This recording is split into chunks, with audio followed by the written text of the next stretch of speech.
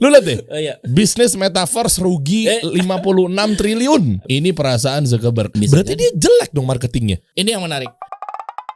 Kita kasih solusi. Mas Ipul, waduh, ini pakar marketing katanya. Coba kita tes ya.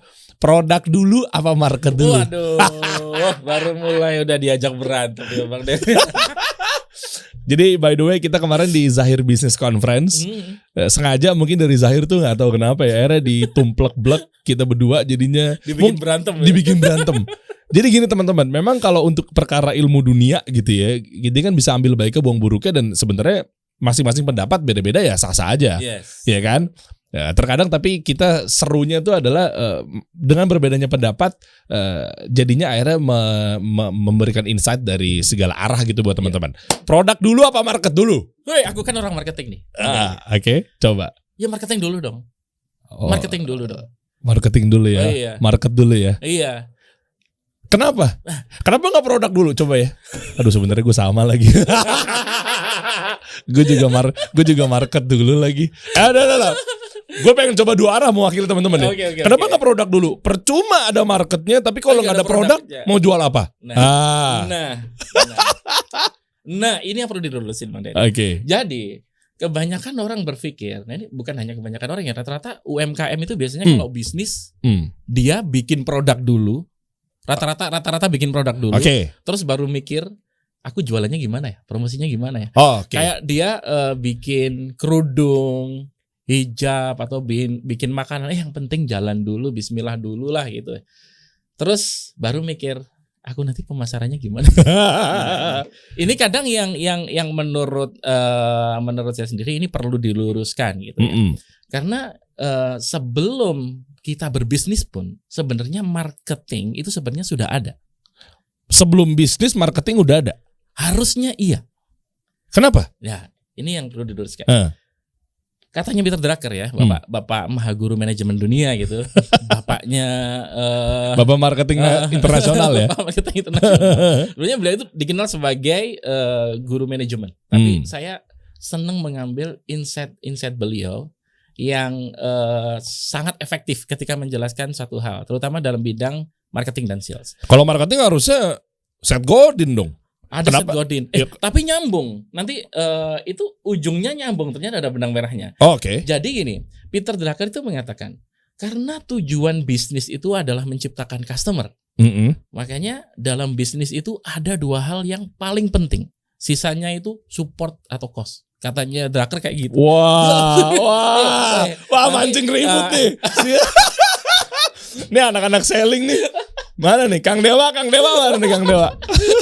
Kang Dewa bisa Japri ya. Itu yang diomongin Drucker seperti itu. Kenapa dia bilang seperti itu? Karena ketika sebuah bisnis itu didirikan, maka dia harus punya arah yang jelas dulu. Bisnis itu mau mensolusikan apa? Nah, ini yang penting di situ. Berarti angkat problem ya? Angkat problem. Dan untuk problem ini, untuk menemukan problem yang tepat, yang mau divalidasi, yang mau disolusikan, itu harus punya market research yang kuat. Nah, itu sebenarnya alasannya di situ. Kita mulai pertumpahan darah. Enggak gini guys. Ini beliau luar biasa Mas Ipul ya, bareng sama Dr. Indawan Nugroho, ya kan? Eva Pora sama siapa? Mas Aris. Ada Mas Aris, ada Mas Iksan. Dan beliau juga Masya Allah gitu kan, beberapa korporasi juga dipegang gitu kan, artinya fokusnya pada marketing. Nah sekarang mungkin teman-teman branding sama teman-teman selling akan soalnya bisnis itu pondasinya kebagi menjadi 3 versi saya ya, ada branding, marketing, selling, dan tiga-tiganya punya assignment atau tugasnya masing-masing kan. Iya, masing-masing punya. Nah kalau kemarin mungkin saya hormat pada guru saya Pak Bi gitu kan, udah bahas branding di sini. Kang Dewa pernah bahas selling juga di sini. Sekarang kita oprek-oprek marketing nih ya. Pengen tahu nih sudut pandang orang marketing gimana, penasaran ya teman-teman ya. Oke, terus lanjutin lagi. Akhirnya Peter Drucker gimana tuh punya metodenya? Ya, Peter Drucker itu menggabungkan dua ya. Kenapa ada marketing, kenapa ada inovasi? Dia bilang dua elemen itu yang penting. Jadi Peter Drucker itu melihat kalau Anda mau menjalankan bisnis, pertama temukan dulu problem yang ada di market. Artinya apa? Kalau kamu nggak bisa menemukan problem yang ada di market, artinya ya udah nggak perlu dibikin solusinya. Kalau nggak ada solusinya, ngapain bikin produk, ngapain bikin bisnis? Cara berpikirnya seperti itu. Nah, yang jadi masalah adalah kadang kalau kita memulai bisnis itu langsung start aja. Kadang kalau misalnya di Evaporek itu kan ekosistemnya ada 70.000 UMKM ya. Jadi ketika kita tanya ke sana, ketika webinar, sorry Mas, di sini. Ketika webinar itu mereka responnya beda-beda gitu. Dulu pas mulai bisnis itu riset dulu atau langsung jalan dulu. Hampir 80% ke atas jawabannya adalah jalan dulu. Kenapa jalan dulu? Karena lihat ada teman lain yang sukses. Nah, itu nggak bisa dipungkiri. Karena rata-rata UMKM seperti itu. Kenapa? Mereka butuh proof dan mereka jarang memulai dari sesuatu yang benar-benar dari nol. Mencari problem, terus kemudian bikin solusi, terus ngecek apakah solusi mereka ini benar-benar solving problem atau enggak. Kalau enggak cocok diperbaiki lagi. Ini yang mereka belum sampai. Karena memang kita paham ya, untuk sampai ke tahapan product market fit. Nah, ini kan marketing itu sebenarnya kan yang paling berat itu justru dari mulai menemukan problem, merumuskan solusi, melakukan iterasi sampai ketemu product market fit. Product market fit itu apa sih? Product market fit itu adalah momen di mana produk mereka ketemu sama customer yang pas. Cocok gitu ya. Yang cocok, seneng sama value produknya, problem mereka solve, dan mereka punya duit. Nah, problem market fit itu perpaduan antara hal-hal itu. Jadi, profit dari customer itu bisa untuk biaya operasional bisnis mereka. Nah, Oke. Contohnya apa contohnya? Yang product market fit banget yang betul-betul pas sama konsumen atau momentumnya. Nah, sebenarnya teman-teman kalau contoh global udah banyak banget ya, hampir rata-rata produk brand-brand gede dunia itu udah pasti product market fit lah. Apa tuh? Contoh? Apple udah pasti lah. Ya, itu rata-rata kalau brand udah sustain di atas 5 tahun, rata-rata itu mereka sudah menemukan produk market, menemukan produk market fit. Yang baru anak-anak baru, brand-brand baru. Banyak lah kalau misalnya yang belum mencuat. Aku melihat ada satu bisnis baru yang ini ya, kayak e-fishery. E-fishery itu yang bergerak di bidang perikanan. Iya, tahu. Itu adalah kenapa aku kagum banget. Itu adalah salah satu startup yang dia nggak pakai bakar duit, tapi growth-nya luar biasa. Oke. Ya, itu salah satunya yang menemukan produk market fit. Teman-teman mungkin nggak begitu banyak ini ya, nggak begitu banyak tahu, tapi mungkin kalau teman-teman cari bisnis model atau cari referensi yang bagus banget, bagaimana mereka melakukan problem validation, bikin solusi sampai benar-benar jadi. Nah, itu contohnya e-fishery. Sebenarnya bisnis teman-teman yang lain itu juga rata-rata yang udah di atas 5 tahun itu rata-rata sudah menemukan produk market fit. Cuman yang jadi pertanyaan di sini adalah tidak ada produk market fit yang benar-benar statis. Masa? Artinya kalau sekali kita menemukan produk market fit, belum tentu itu akan selalu relevan dengan waktu. Contohnya? Contohnya banyak lah. Contoh, langsung aja kasus. Boleh kasus. Boleh. Ini. Nih, kita buka kasusnya. Pokoknya teman-teman kalau mantengin sampai akhir nih ya. Karena kita banyak membahas mengenai marketing, bagaimana cara ngangkat kebutuhan, bagaimana cara bikin orang yang nggak butuh jadi butuh, funneling. Nah, ini kita bahas gimana caranya menuju potensi closing. Pokoknya serba marketing di sini kita bahas kalau lo mantengin nih. Coba mana Zoom. Kenapa Zoom? Coba lihat. Nah, Zoom ini menarik ya. Zoom ini menarik. Jadi ada salah satu American techpreneur, dia sekaligus investor, itu pernah mengatakan seperti ini. Salah satu faktor terbesar dari sebuah bisnis ketika dia bisa dengan mudahnya melewati product market fit dan bisa melakukan scale up, itu salah satunya adalah timing. Oke. Nah, timing. Dan Zoom ini adalah salah satu proofnya. Proofnya bagaimana si Eric Yuan, si foundernya ini benar-benar melewati fase itu. Sebelum pandemi, kira-kira ada nggak bapak-bapak atau emak-emak yang pakai Zoom, Bang Dery? Oke. Ya nggak ada lah, meetingnya kan di kantor. Tapi kan Zoom dari sebelum pandemi udah ada. Udah ada. Iya. Tapi dia belum menemukan momentumnya. Ini yang dikatakan oleh si Bill Gross itu adalah timing itu adalah most important factor. Nah, kalau dalam marketing ini namanya konteks. Oh iya, konteks. Ngomongin gara-gara timingnya pas dia menemukan produk market fit ini. Nah, produk market fit ini adalah bagian dari konteks itu tadi. Konteks. Oke. Jadi marketer itu sebenarnya kalau saya bilang itu ada sebenarnya konteks designer. Bagaimana dia melihat satu problem, kemudian dia bikin solusi, Nah, bagaimana solusi ini diluncurkan pada waktu yang tepat? Nah, ini adalah tugasnya dari marketer di seperti itu. Karena dia terlalu cepat atau terlalu lambat, itu operational cost-nya akan terkuras habis. Oke, coba kita lihat datanya. Nah, Zoom ya. Zoom ini menarik ya. Zoom ini menarik ya. Ini jadwal sebenarnya data ini diluncurkan setelah ini ya, proses pandemi berlangsung ya. Di sebelum 2020 begitu jarang lah orang yang pakai Zoom. Paling orang-orang yang punya kantor cabangnya di luar negeri gitu, atau mungkin di kota-kota gede, dan dia ketika untuk meeting harus menghabiskan banyak operational cost, itu baru pakai Zoom gitu. Tapi di luar itu emak-emak, anak SD, SMP nggak kenal yang namanya Zoom. Iya sih. Bahkan kakek-kakek gitu, gara-gara dia nggak bisa ketemu, silaturahmi Idul Fitri pakai Zoom antar kota. Iya benar. Apalagi Google Meet ya. Google Meet. Nah, waktu itu kan juga betul. Padahal sudah ada duluan. Iya. Tapi gara-gara timingnya nggak pas gitu, akhirnya ya gitu-gitu aja. Tapi begitu timingnya pas, nemu momentumnya yang katanya Bill Gross, timingnya ini udah kena banget ya, akhirnya boom. Sama seperti Zoom ini. Zoom ini ketika pandemi pas lagi hype-hype-nya, itu saat kekayaannya Eric Yuan itu naik 5 triliun hanya dalam seminggu. Ajib.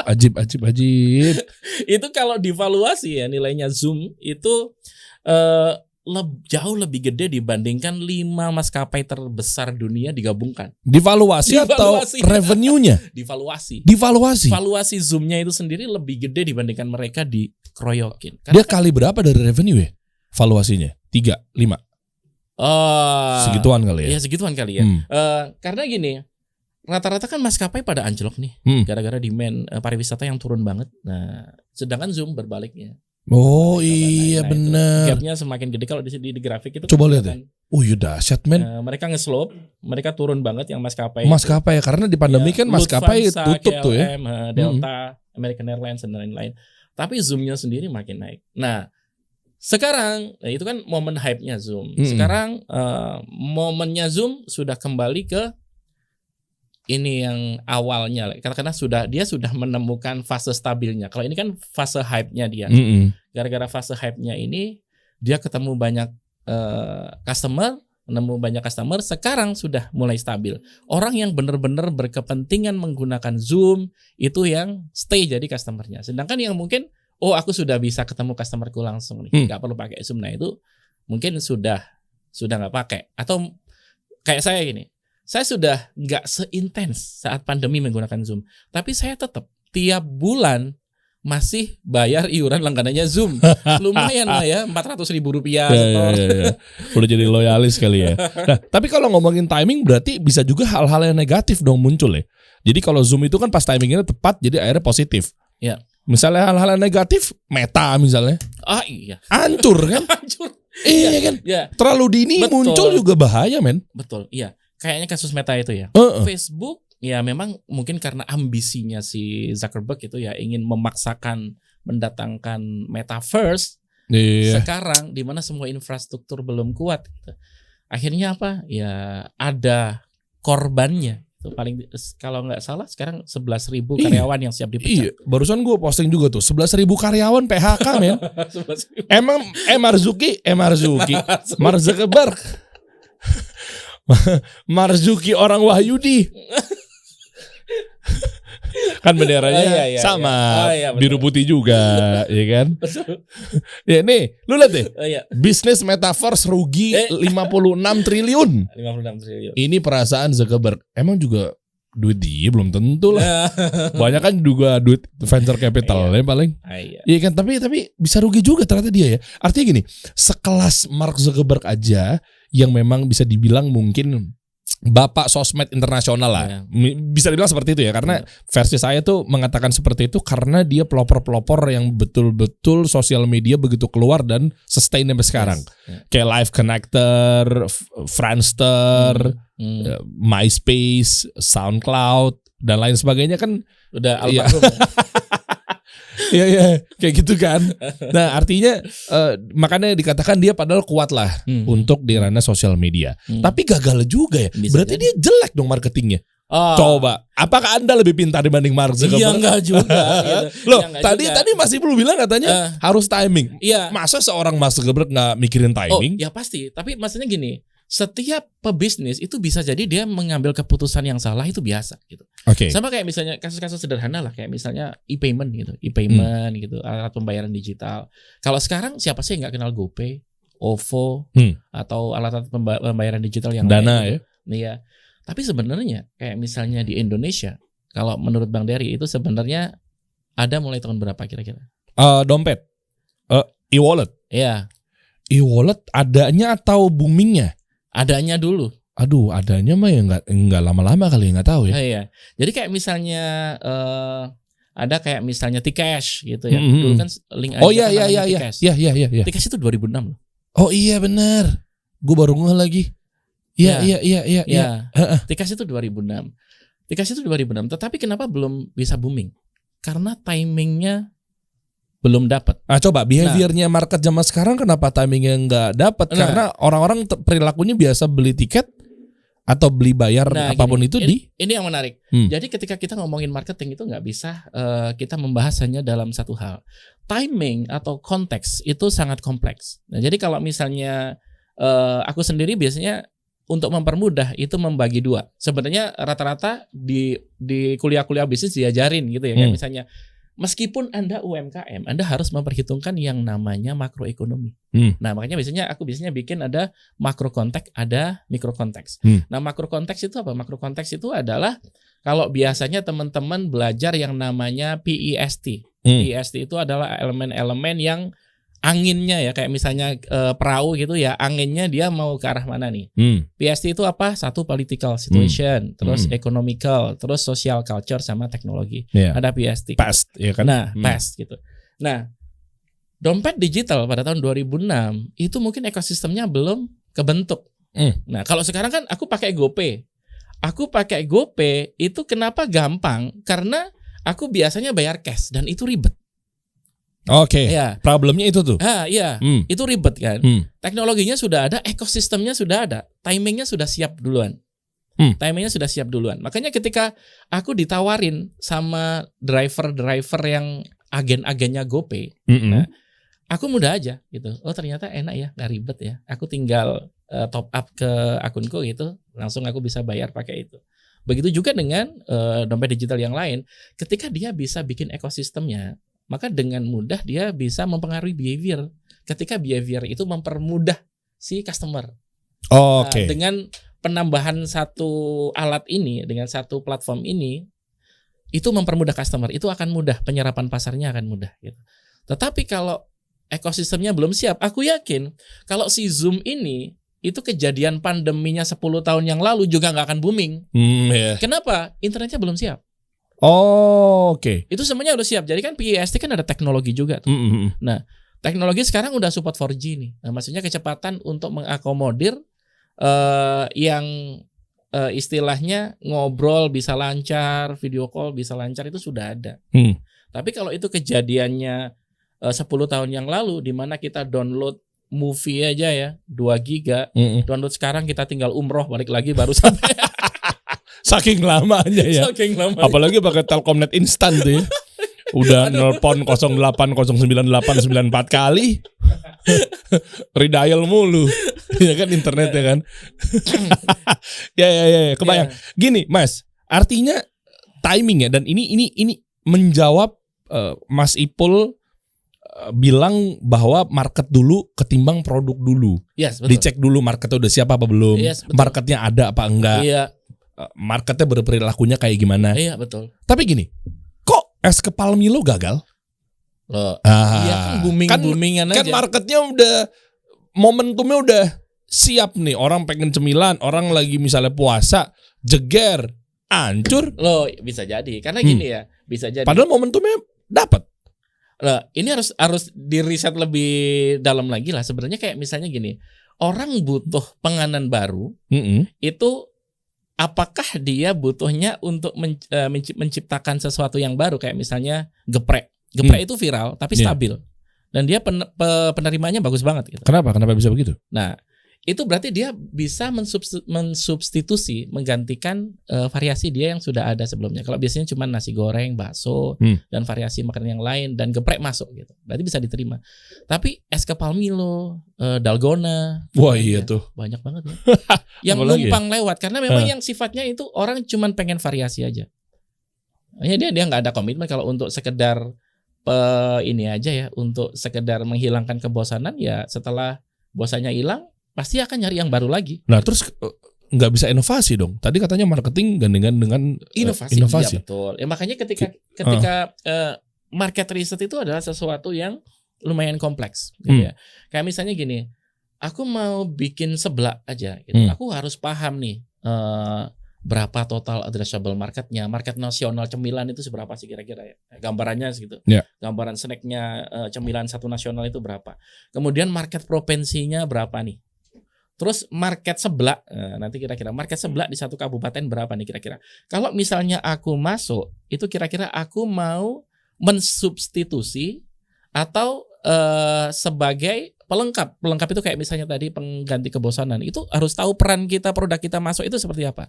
Karena kalau kita mau mensubstitusi, bisa jadi kita akan long lasting, bertahan lama. Tapi kalau misalnya cuman ini kayaknya hype-hypean, yang penting rame aja, yang penting ada aja. Nah ini susah sekali kalau misalnya disuruh bertahan lama, ya nasibnya akan sama dengan kepal-kepalan itu tadi. Oh ya dapat. Berarti kalau kita mundur jauh beberapa tahun silam gitu ya, keberhasilan martabak tuh berarti cocok banget martabak, ya. Jadi benar. Iya kan? Nah, soalnya dia cocok sama behaviornya orang-orang mungkin di saat malam-malam butuh cemilan, sampai akhirnya dia dikenal sebagai makanan cemilan malam.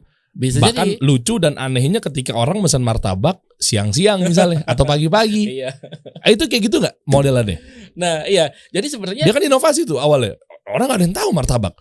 Kok tiba-tiba bisa ada martabak gitu? Nah harus ada acceptance. Jadi jadi kan kalau kita ngomongin marketing, selain awareness itu kan harus ada recognition dari pasar juga. Jadi yang namanya product market fit itu nggak mungkin kalau misalnya dia sudah dibeli gitu, terus kemudian katakanlah nggak cocok dengan lidahnya, nggak akan mungkin dilanjutin nih.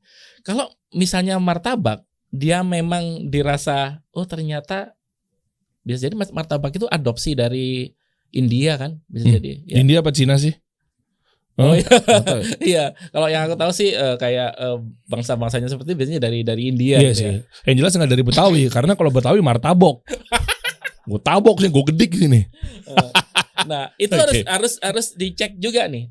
Kira-kira cocok nggak secara tes gitu. Terus bahan-bahannya tersedia nggak? Itu biasanya kreativitas atau inovasi itu juga gara-gara ada resource yang tersedia. Kayak misalnya kenapa di tempat-tempat kayak Kalimantan, Sulawesi, variasi makanan olahan ikan itu banyak banget. Ya karena memang resource-nya melimpah gitu. Nah bisa jadi martabak kepikiran,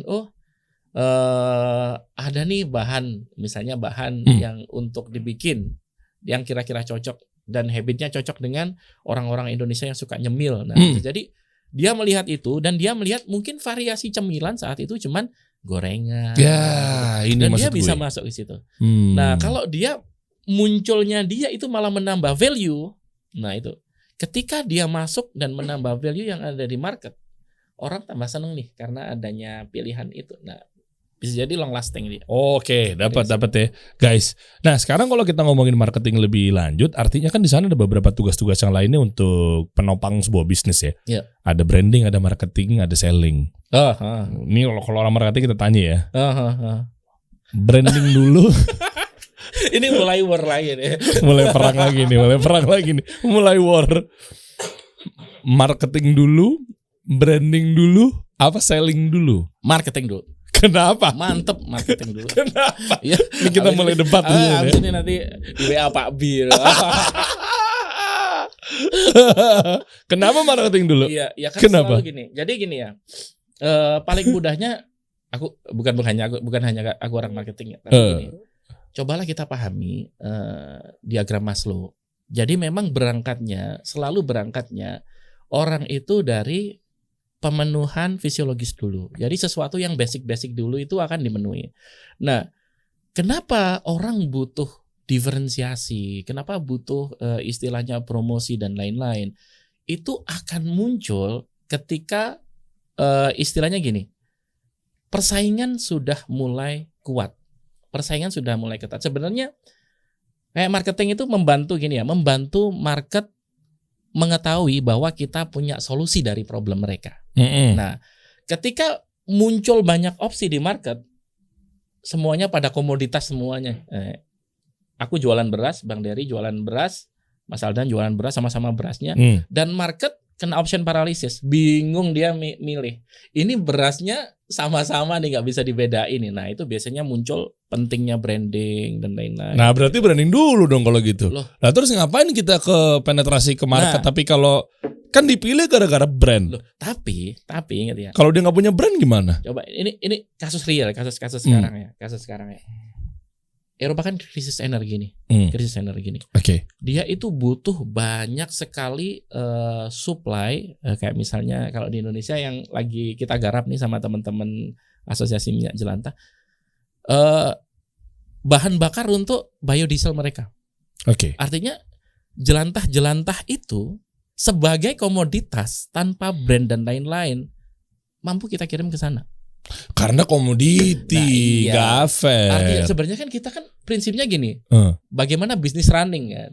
Nah, bisnis kan untuk gedein aset kan. Nah, aset itu ada dua, aset tangible dan intangible.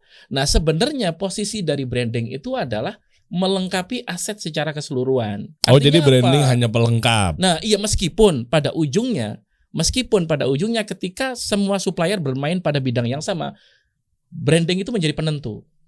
Tapi kalau tanya duluan marketing dulu lah. Karena marketing itu seni memahami needs, memahami problem, baru kita berikan solusinya. Nah, ketika menjadi yang awalnya blue jadi red, banyak kompetitor dan lain-lain. Nah, makanya butuh pembeda bagaimana produk kita differentiate dibanding yang lain, posisinya dibedain. Lah berarti kalau semuanya marketing dulu misalnya apa segala macam kan bedanya apa? Kenapa kita harus pilih yang ini? Gara-gara semua juga bisa menyelesaikan masalah. Nah, air mineral, Le Mineral menyelesaikan masalah. Aqua menyelesaikan masalah ketika haus. Iya kan? Nah, terus kenapa kita harus kuatkan si merek ini gitu? Sebenarnya ini kita bisa pahami, balikin lagi ke diagram Maslow. Karena tidak semua orang, katakan nih, level kebutuhannya itu sampai self esteem gitu. Ada yang orang memang butuh kayak misalnya pakai handphone itu untuk menunjang jati diri mereka. Tetapi ada yang khusus komunikasi. Aku kan sering banget turun ke petani nih. Dan pantasan pakai topi ya? Oh iya, biar nggak panas gitu. Biar nggak lupa, karena kalau nggak pakai topi ini aku tiba-tiba disapa panas banget gitu. Oke. Bayangin kita develop aplikasi, develop platform itu budgetnya nggak sedikit, banyak banget. Terus pas aku presentasi ke petani gitu ya, Bapak kita bisa lihat smartphone-nya, mereka bengong, Bang Der. Rata-rata 80% bahkan 90% dari petani itu HP-nya itu HP feature phone. Feature phone itu cuma buat telepon sama SMS. Artinya kebutuhan mereka masih level itu. Mereka nggak ngerti yang namanya iPhone untuk penunjang self esteem, untuk penunjang identity dan lain-lain, nggak ngerti. Jadi meskipun ada transformasi ya, kayak misalnya ada 1.0, 2.0 dan lain-lain, yang 1.0 itu masih ada. Ya makanya, tinggal dicerdaskan aja. Ya boleh. Edukasi. Ya betul. Peran Anda mengedukasi Mas Ipul. Bener nggak? Ya masalahnya, kalau dalam marketing itu kita harus paham kebutuhan mereka itu sebenarnya apa. Kalau mereka memang butuhnya cuma telepon sama SMS gitu, ya kenapa ya gini? Kenapa tadi ada satu riset gitu mengatakan sebuah bisnis gagal berkembang itu gara-gara alasan pertamanya adalah no market need, karena mereka belum butuh itu. Ya memang benar harus diedukasi, tapi kita kalau dalam bisnis kan harus ada trade off-nya kan. Biaya untuk mengedukasi market dengan nanti yang kita dapat itu seberapa? Berarti tempatnya branding di mana? Branding, nah itu di diagram Maslow level atas nih. Iya kan, Abraham Maslow kan punya hierarchy of needs nih. Iya, paling bawah kan basic needs. Iya, basic kan, needs. Atasnya lagi psikologis. Iya. Terus sampai ke esteem kan? Iya, anggap aja kalau dalam garis besar kita bagi lah ya. Ada yang istilahnya functional sama emotional. Ya, yang functional itu yang aku lapar, aku butuh makan. Cuman kalau misalnya aku butuh makan tapi yang pride-nya ada, yang mewah, yang nyaman, itu udah level emosional tuh. Nah, kalau kita mau memasukkan unsur emosional, yaitu berarti peran branding di situ. Nah, gini, Mas, ini sorry dipotong. Artinya kan kalau memang di marketingnya difokuskan mungkin di awal, mungkin menjadi penentu utama, marketing apa branding? Marketing apa branding penentu utamanya? Tadi kan pilihan pertama. Marketing dong. Marketing juga tetap. Marketing. Kenapa gini? Kenapa aku kasih marketing? Karena tidak semua market itu butuh emosional itu. Iya, tapi kan yang namanya marketing itu kan dia yang lapar, dia yang menentukan sendiri, dia yang lakukan aksi sendiri, kenyang. Berhenti di situ dong. Ya makanya. Nah, kalau sementara kan tugasnya branding itu ditentukannya bisa jadi dari faktor sekitar, ekosistem market yang sebelum melakukan aksi, dia nanya dulu sebelah kanan kiri, lu udah ke restoran itu belum? Bisa jadi ada orang lewat, lu lagi ngomongin restoran apa sih yang lagi rame itu ya? Validation kan? Tiba-tiba ketemu orang lain aja gara-gara orang lain bilang, satu orang yang numpang lewat padahal gak kenal, dia bilang kayak, ih gak deh, B aja menurut gue. Buyar tuh, gak jadi menentukan apalagi melakukan aksi. Iya, kan itu gimana tuh? Iya, makanya ketika sebuah bisnis itu makanya yang functional features ini harus fulfill dulu. Sebelum dia menambahkan satu add-on yang namanya emotional benefit itu. Bawahnya harus beres dulu. Makanya nggak mungkin kita ngeloncat diagram Maslow langsung self esteem, tetapi bawah-bawahnya tidak terpenuhi, nggak mungkin. Gitu. Nah itu makanya aku tetap kekeh sebenarnya. Nggak apa-apa. Iya nggak apa-apa.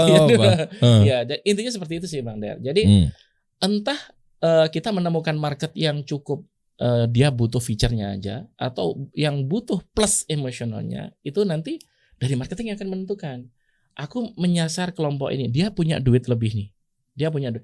Gak mungkin dong, misalnya orang-orang di PIK kita tawarin nasi padang bungkusan yang cuman 7 ribuan, itu gak mungkin. Mereka mungkin pengennya yang bukan hanya sekedar nasi padang itu aja, tapi taste-nya ada, kemasannya ada. Ketika dia posting makan sambil di Instagram nge-live itu kelihatan cantik gitu, masih enak dilihat. Mereka butuh itu gitu, tapi tidak semua orang butuh itu masalahnya, Bang Dea. Nah, keputusan kita mau mengambil market itu atau tidak itu kan tugasnya orang marketing sebenarnya. Jadi set market itu harus sudah ada itu.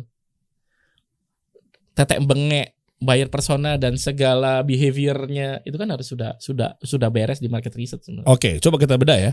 Nih seru nih. Pintar masih belum. Enggak beneran bagus. Ini kita bedahnya gini. iPhone misalnya.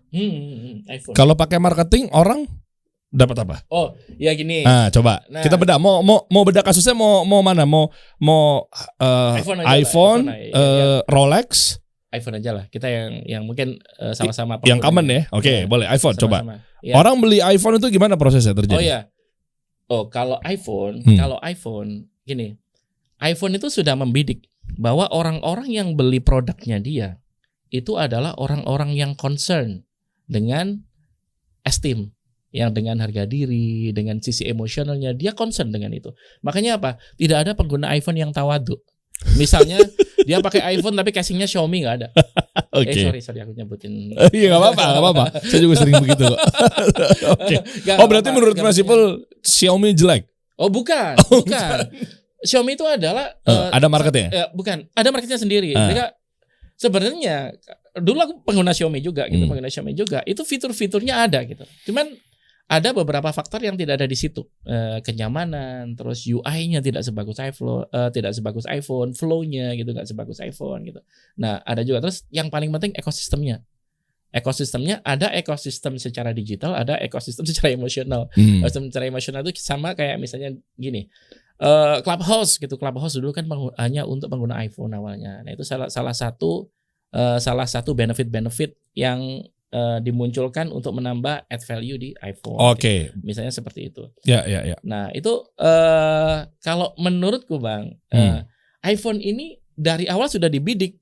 Orang bukan hanya beli fitur, bukan hanya beli function, tapi dia juga ada add-on emosionalnya. Makanya di sini branding dibutuhkan banget. Nah, itu dia. Berarti keberhasilan iPhone kalau dari orang marketing gara-gara marketingnya. Ya, karena dari marketingnya dia melihat ada unsur emosi juga di sana, berarti. Loh, katanya kan marketing itu adalah inti dan kunci kan. Iya, Nah, berarti Anda beli iPhone gara-gara kena marketingnya? Yang dimana fitur, produk. Gini, aku beli iPhone ya gara-gara itu tadi. Gara-gara apa? Gara-gara level atasnya Maslow. Berarti branding yang kuat. Iya. Anda bilang marketing yang kuat. Gini, maksudnya gini. Coba kalau marketing yang kuat berarti orang beli iPhone gara-gara keberhasilan strategi marketingnya dia. Strategi marketing. Iya kan biasanya kalau marketing itu kan dapat apa? Biasa gitu. Oh ya, ini belajar. Iya, beli jam Rolex nih. Beli jam Rolex. Dapat jam. Kalau orang-orang selling tuh beli jam Rolex, ya dapat Rolex. Dengan dapat jam mahal dengan segala kemewahannya. Iya, iya kan? Oke, ini dapat.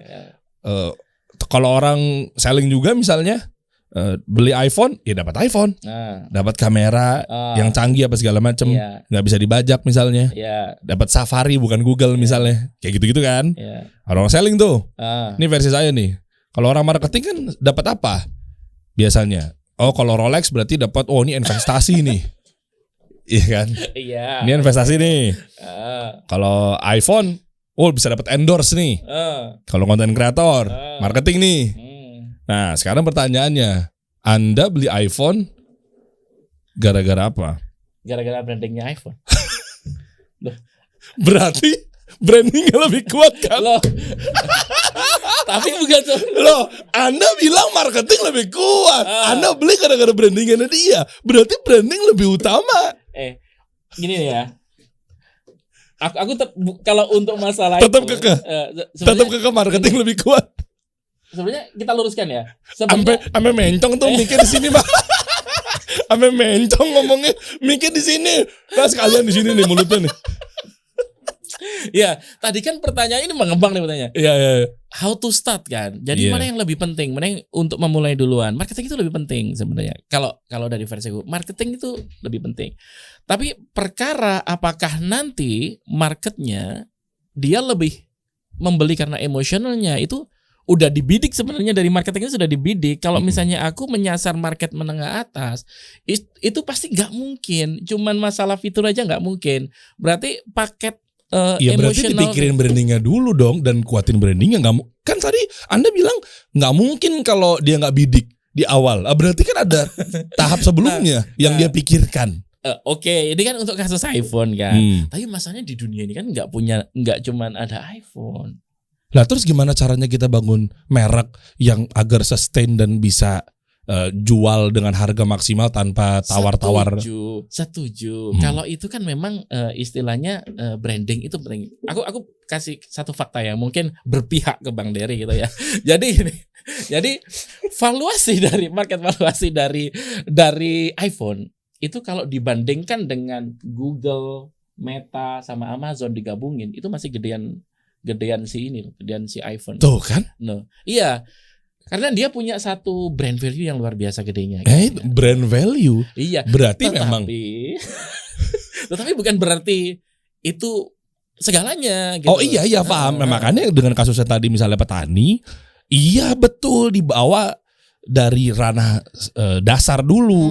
Tapi kan masa iya mentok di situ dan masa iya nggak pengen petani kita berkembang luas? Kan kita memajukan niatnya membantu para teman-teman UMKM agar naik kelas kan? Setuju dan itu juga yang dilakukan teman-teman juga gitu, mengedukasi petani, bahkan membekali mereka. Bahkan kalau mereka nggak punya smartphone, kita beliin smartphone.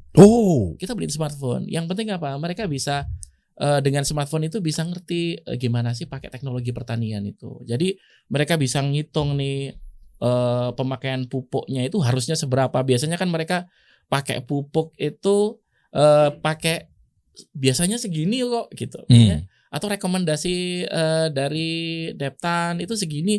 Oke, tapi kan Deptan kan tidak pakai teknologi untuk membaca kondisi tanah. Jadi apapun kondisi tanah itu kan biasanya dipukul rata. Makanya dengan adanya teknologi ini sebenarnya membantu pihak-pihak yang memang misalnya membutuhkan pupuk itu bisa presisi. Yeah. Nah itu nggak mungkin pakai feature kan. Makanya kita edukasi, bahkan kita bekali mereka dengan smartphone gitu biar bisa merasakan manfaat itu. Nah itu berarti kan nggak mungkin pakai feature, nggak mungkin pakai fitur, berarti iya kan? Ya.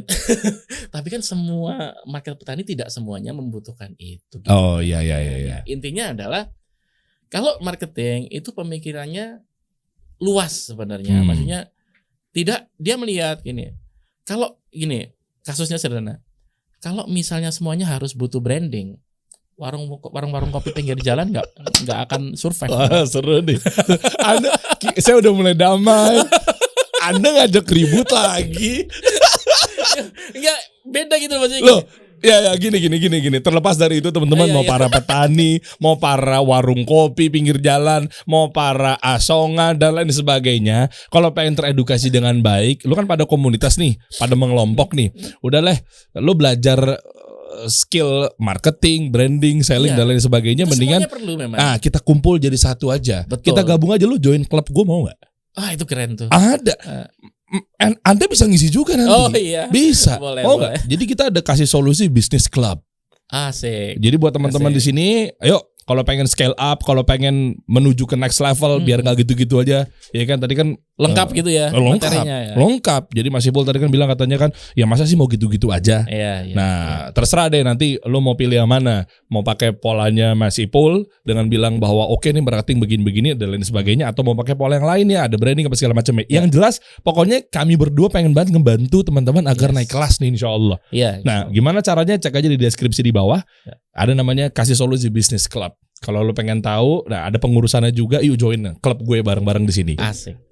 Kita ngumpul, kita nongkrong di situ. Asik. Nongkrong virtual, berawal dari nongkrong secara virtual, omset maksimal. Insya Allah. Kalau belajarnya bener insya Allah. Itu bareng-bareng teman-teman ya. Apalagi mungkin lo berawal dari kita camping juga bisa.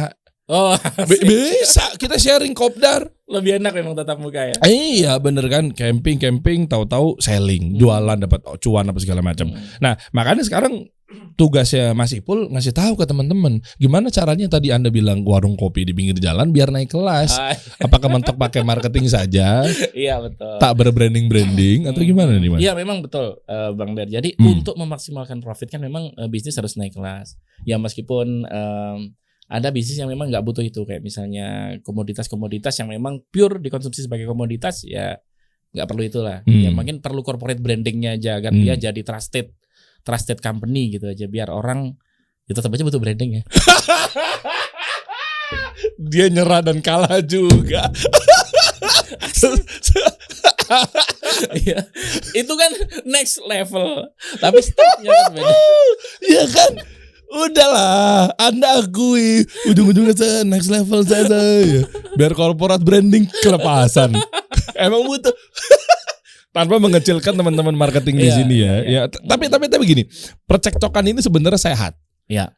Artinya mungkin dengan metode A kami terpleset di ranah yang A, dengan di cover dengan ranah B misalnya. Misalnya di sini Mas Ipul dengan gaya marketingnya bisa tercover juga. Artinya mau pondasi kayak gimana pun juga butuh itu. Dan kapan kita harus ngegali? Mungkin saya pribadi ya misalnya ya, bukan mewakili guru-guru saya pribadi ya, misalnya dari sudut pandang branding gitu ya. Mungkin ada kalanya kami juga gimana caranya meng-create demand. Yes, betul. Iya kan? Ya, itu esensinya marketing. Esensinya marketing di situ. Create demand. Ya, create demand. Itu powerful. Versi saya bukan menyamaratakan kepada guru-guru saya. Mungkin guru-guru saya yang di ranah branding punya mindset yang berbeda gitu dengan saya.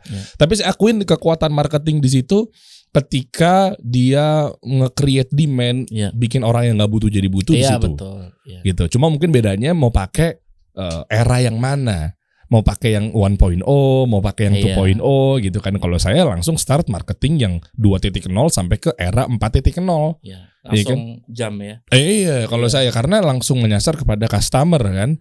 Nggak lagi bahas tentang fiturnya iPhone, tapi kita bahasnya bagaimana cara konten kreator cepat dapat endorsan. Nah, itu udah ke customer, bukan lagi bagaimana cara lu beli iPhone dengan kamera 30 megapiksel. Orang langsung fitur banget ya gitu.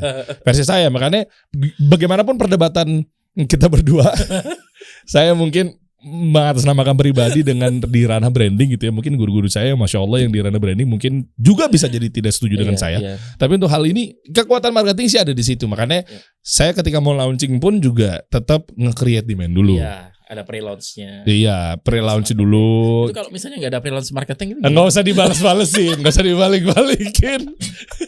Nggak usah dibalik-balik. Kapan jangan selesai-selesai. Nah itulah, sehatnya itu di situ.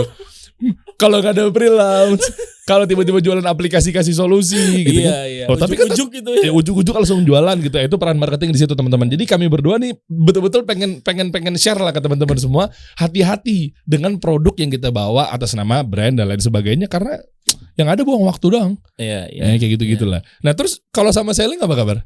Oh, selling itu sebenarnya kalau kita bahas satu kesatuan gitu ya, satu kesatuan. Jadi sebenarnya marketing itu kan menciptakan awareness kalau dia punya problem. Ya, orang kan market kan belum tentu. Kita bikin solusi, tapi marketnya dia sebenarnya punya problem atau enggak. Kayak misalnya saya nanya ke Bang Dery. Bang Dery kalau misalnya mau makan roti, itu sukanya roti yang sudah diiris tipis-tipis atau yang masih bongkahan gede? Yang iris tipis-tipis. Iya. Tapi tahu nggak? Dulu Otto Rohwedder pas mendesain alat itu butuh waktu 15 tahun agar alat itu kejual. Boy, agar alat langsung kepotong itu ya? Iya. Sebenarnya market juga seneng yang tipis-tipis. Tapi dia tidak teredukasi dengan baik dan dia tidak sadar dengan problem itu. Nah, fungsinya marketing itu sebenarnya adalah membuat market sadar kalau dia punya masalah dan kemudian kita comes up dengan solusinya. Nah, fungsi selling itu sebenarnya apa? Fungsi selling itu sebenarnya yaitu tadi menjadikan leads orang yang sudah sadar akan masalahnya ini dia benar-benar beli gitu. Oh, ke transaksi ya? Ya, makanya ada sales trick atau sales strategi dan lain-lain gitu lah ya. Ngurgensi ini. Yang ngurgensi dan melakukan transaksi saat itu juga ya. Biar sesegera mungkin melakukan closing. Karena kalau leads itu apalagi sudah qualified leads ya. Qualified leads itu udah terbukti nih orang ini memang butuh solusi ini gitu. Ya udah, mulusin dong sama orang sales, jadiin duit gitu. Gitu sih. Sebenarnya hubungannya di situ. Makanya buruan nih, kalau enggak ntar hari Senin harga naik. Iya kan? Iya, itu biasanya kayak Penirus gitu ya. Iya, betul. Sekarang hari Minggu tapi besok itu kan itu acara Minggu. Bener. Pinter lo Penny. Nonton hari Minggu kan, gua jual apartemen, bapak gua sampai nonton. Buruan ada patokan harga sekian, harusnya harga naik. Lo besok, pinter banget lo Penny. Dulu di Metro TV bukan sih? Iya Metro TV itu. Tayangannya Metro TV dulu ya. Ingat banget gue. Ya memang ya kita harus tahu triknya ya, kapan harus menempatkan metode ini. Sebenarnya sekuensial sih itu ya. Iya. Nah ini menariknya gini, Mas. Target market gimana cara bediknya? Target market. Nah, sebenarnya kalau kita melakukan riset market itu kayak gini. Kalau demografi, geografi gitu ya. Nah, sebenarnya gini, jangan hanya stop di situ. Kita harus paham juga kira-kira perilaku orang itu seperti apa. Wah keren. Iya. Itu branding lagi tuh ujungnya tuh. Ayo mau bahas perilaku nih. Aku gak bahas itu. Ujungnya branding lagi loh. Aku bahas psychology behavior market. Pinter dia. Ngeles yang terarah dan teratur ya. Ya, tapi keren. Itu satu inilah Bang Der. Maksudnya satu paket lah. Jadi kalau misalnya orang yang beli iPhone itu biasanya mereka behaviornya seperti apa? Kayak misalnya, dia biasanya seneng misalnya nonton Netflix misal. Berarti nanti udah kepikiran nih, ini salah satu channel media yang kita gunakan untuk menginfluence itu Netflix. Dia punya orang yang dianggap memiliki authority atau dianut sama dia itu siapa. Nah itu kita harus tahu nih, paham nih.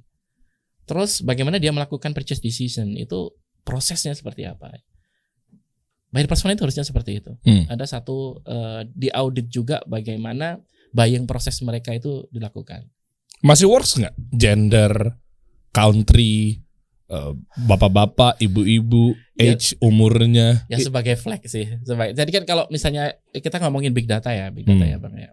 Itu untuk menentukan korelasinya nanti seperti apa. Tapi meskipun sebenarnya meskipun tanpa itu, kalau perilakunya udah ketahuan, kita bisa langsung tap in ke situ. Iya, artinya kalau lihat dari sekarang sih target market ya, kalau memang konotasinya demografis, geografis, terlalu mentah sih. Terlalu mentah banget.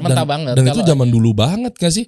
Iya. Saya lupa ya, mungkin tahun 60-an kali ya. Aduh, penemunya siapa sih, lupa. Ada demografis, ada psikografis. Sebenarnya psikografis itu kondisi psikologisnya juga harus dibaca juga. Tapi itu udah masuk target behavior loh, psikografis. Iya. Karena kan tadi kan mengenai perilaku, occasion, timing, apa namanya? Lupa tuh namanya tuh. Timing centris lah. Istilah timing oriented. Nah, artinya gue nggak tahu, coba Anda mungkin bisa jelasin nih, Mas. Ketika ada target market susun bapak-bapak umur 35 tahun. Ya kan tinggal di Indonesia, bahasanya begini. Tapi kan kalau kita adu dengan mentah banget. Ketika kita adu sama jangan-jangan orang-orang di Indonesia, kita kerucutin lagi deh, umur 35 tahun, bapak-bapak belum tentu memiliki perilaku yang sama seumuran itu. Gak bisa. Itu loh yang harus dibenahin. Banyak orang gara-gara memiliki paham marketing mix 4P. Wah, ini muncul diserang lain lagi nanti. War lagi nih. Ya. Sebagian orang ada yang berkata bahwa itu adalah fundamental, itu pilihannya. Tapi kalau berkungkung pada 4P, tanpa mengurangi rasa hormat buat para dosen-dosen di kampus-kampus yang masih membawakan kurikulum itu ya. Ya itu tadi kan produk, price, place, promotion. Nah artinya itu kan nggak jauh-jauh dari target market tuh. Tapi apakah dengan umur 35 tahun memiliki perilaku yang sama? Enggak sih. Ya, susah dibaca dari situ. Kayak misalnya lebih enak membaca interestnya apa gitu. Nah itu lebih ada sedikit clue gitu. Tapi kalau cuman flagnya cuman umur, gender dan lain-lain itu masih blur banget. Dan interest itu kan udah masuk ke behavior kan? Target behavioral atau target behavioristik atau si psikografis itu kan? Interest, value. Termasuk kita mempelajari sebenarnya yang jadi challenge-nya dia, kesulitan sehari-harinya dia itu apa sih? Nah, gitu. itu misalnya ada misalnya ada perempuan deh menyasarnya. Belum tentu perempuan akhwat umur 30 tahun. Oke, terus produk kita misalnya sepeda. Ini menarik nih. Kemarin di perempatan Plaza Cibubur, saya orang Cibubur nih. Di pojok ke kiri kalau kita dari arah Trans Studio Mall, itu ada banner atau billboardnya Polygon. Polygon itu udah cerdas, udah nggak bahas lagi tentang produk yang diangkat. Kalau produk mungkin Polygon ketahanan besinya. Oh iya. Tahu nggak sih? Karbon ringan, kuat, nggak anti begini, bannya begini apa segala macam. Tapi dia udah menyasar kepada target behavior. Apa behavior atau perilakunya? Dia tulis tuh. Masih inget banget. Kalau nggak salah begini, Polygon deh, nggak pikir BBM. Oh iya. Ajib. Iya, dia tahu pain point-nya orang sekarang apa itu. Gitu ya. Nah. Artinya kan bisa jadi mungkin sesama kalau kita mundur lagi ya, perempuan-perempuan yang ada di situ di umur yang 30 sama gitu misalnya yang hobinya sepedahan, misal olahraga gitu kan. Interestnya kan di sepedahan, tapi umur 35 bisa jadi ada yang mungkin baca, ada yang mungkin renang, ada yang mungkin nonton sport yang lain, golf, gitu-gitu kan. Kalau cuma mentah yang tadi 30 bagus tadi kata Mas Ipul, mentah banget ya 30 tahun perempuan ya belum tentu itu memiliki. Kan masih global banget. Itu kalau kita targeting audience pakai digital ads itu pasti boncos. Ya kan? Ya karena kan masih nggak spesifik sama sekali gitu. Anda memancing ngomongin ads. Ads apa organik? Kalau aku di aliran yang dua-duanya penting. Kan satu dong. Ads apa organik? Organik. Aduh sama lagi. Beda dong. Enggak jadi perang dong. Oh iya udah ads aja. Kita pasain. Ya. Kenapa ads? Oke, kenapa ads? Ya. Contohnya misalnya di sini Mas. Oh iya. Bukan aku pikir itu bukan. Ini nonton. Jadi gini, meskipun organik itu sangat low cost. Aku seneng ketika pakai organik itu adalah leads yang muncul itu adalah qualified leads. Kenapa? Karena dia ngikutin kita dari awal gitu. Bisa ngikutin produk kita dari awal, edukasinya dari awal. Tapi kalau ads itu biasanya lebih mentah dibandingkan organik. Tetapi masing-masing sebenarnya ada pro cons-nya. Kalau ads itu keunggulannya adalah di more predictable. more predictable maksudnya gini. Oh oke, berarti kalau misalnya aku nge-ads ternyata yang qualified cuma sekian gitu. Berarti untuk step awal aku budgetin sekian deh gitu. Jadi lebih predictable-nya di situ. Kayak misalnya gini, aku akun IG itu cuma 11.000, tapi secara gede loh 11.000. Iya, secara reach itu 1 minggu bisa kadang di 1,4 juta gitu. Kalau bagus banget itu bisa di 30 juta gitu. Tapi masalahnya nggak bisa aku prediksi. Itu organik ya, nggak pakai ads ya segitu. Itu masalahnya. Padahal kalau misalnya kita ngomongin kalau apalagi dunia corporate gitu ya, ada deadline. Kita dipaksa mencapai KPI tertentu. Iya, makanya berarti nge-reach aja yang gede gitu ya. Reach yang gede. Tapi impresi. Quality dari leads-nya harus dievaluasi lagi. Gitu. Nah, terus ngapain Bang budget marketing kalau ngejar? Iya, itu kalau aku pinjam bahasanya orang digital ads ya. Itu namanya learning phase. Fase pembelajaran. Iya, saya tahu arahnya tuh. Ya, itu memang kalau ads memang banyak buang budget itu di situ. Mencari kalau tadi itu targeting audience itu flag yang mana nih yang aku ambil nih. Yang centang-centang mana yang aku ambil. Biasanya nemuin winning pattern-nya di situ. Nah. Oke. Terus kalau untuk di era sekarang gimana strategi marketing yang works untuk teman-teman baru mulai? Untuk yang baru mulai, saranku itu selalu mulai dari start small. Start small itu artinya organik dulu. Bahkan kalau teman-teman mau ngonten, organik dulu nggak apa-apa. Organik dulu, teman-teman harus tahu ini kira-kira yang suka. Kalau di sosial media kan sudah dibekali dengan business insight tuh. Yang ternyata yang interaksinya paling tinggi ke konten-konten kita itu seperti apa gambarannya. Nah itu baru kalau ketemu. Kan kalau produk ada product market fit. Kalau konten ada konten audience fit. Ketika nemu CAF-nya ini, teman-teman baru bisa scale up dengan budget. Jadi jangan ujuk-ujuk langsung digas pakai iklan. Kalau learning phase-nya langsung pakai duit budget iklan, auto boncos deh. Maksudnya pengorbanannya terlalu besar gitu. Iya. Ya sebenarnya buat teman-teman juga ya minimal kuatan organiknya dulu ya Mas ya. Organik. Aku tetap kenapa kita jadi satu paham? Niatnya dari awal janjinya berantem mulu ya. Tapi ya memang itu. Gue mau debatin gimana? Ads aja lah. Terus kata orang-orang, lo aja gak pernah pakai ads der. Susah juga sih ya. Tapi memang keunggulan ads ya tadi nge-reach apa segala macam. Cuman low quality leads saja. Iya bener ya. Ya kalau teman-teman pengen tahu lah gimana cara teknik penjualan apa segala macam, mungkin saatnya buat para CEO, CMO, dia si level lah pokoknya. Ya kan? CFO. Ini ada kabar gembira nih buat teman-teman, yaitu ada gimana caranya bisa menyusun blueprint untuk persiapan 5 tahun ke depan. Lengkap ya. Lengkap. Kan kita bahas juga tuh kemarin tuh kan. Oh iya. Di Evapora tuh. Betul di Evapora. Iya kan di Evapora. Evapora tuh support banget ya, kasih solusi Zahir apa segala macam. Di baliknya ada Mas Ipul nih, Masya Allah gitu ya, sama Dr. Indrawan Nugroho, Mas Aris, Mas Iksan gitu ya. Artinya gimana caranya kita menyusun bisnis ini nih harus secara fundamental dan holistik. Nggak bisa kita fokusin di marketing aja. Mungkin ada kalanya juga kita butuh merapikan keuangan. Nge-branding gimana. Nah daripada teman-teman pengen lihat kita berantem mulu, mendingan coba asah kemampuan kita, skill kita buat para pebisnis semuanya. Ya saya ngundang nih buat para CEO, coba deh ikutin nih program ini. Ini camp 4 hari ya dari tanggal 12, 13, 14, 15 di Novotel Bogor.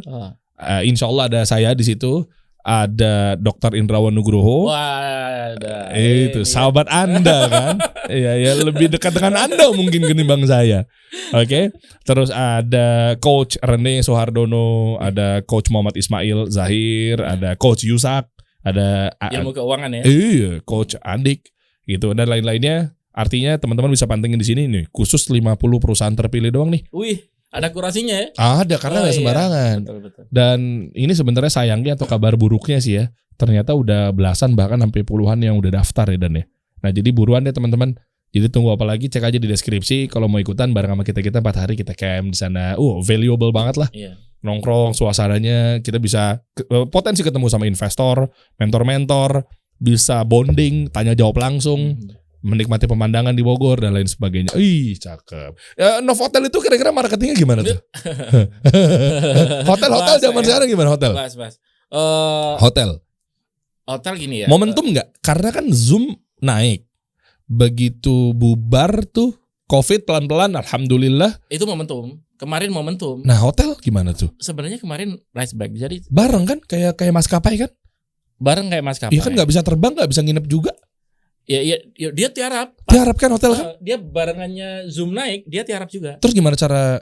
Oh iya lawannya Zoom ya berarti ya? Dia lawannya Zoom. Nah terus gimana cara dia mengembalikan suasana lagi? Ya ketika diumumkan memang PPKM sudah ditarik ke level terendahnya dan bahkan udah balik normal, itu otomatis tourism udah naik lagi kok. Dan ini butuh strategi marketing ekstra nggak?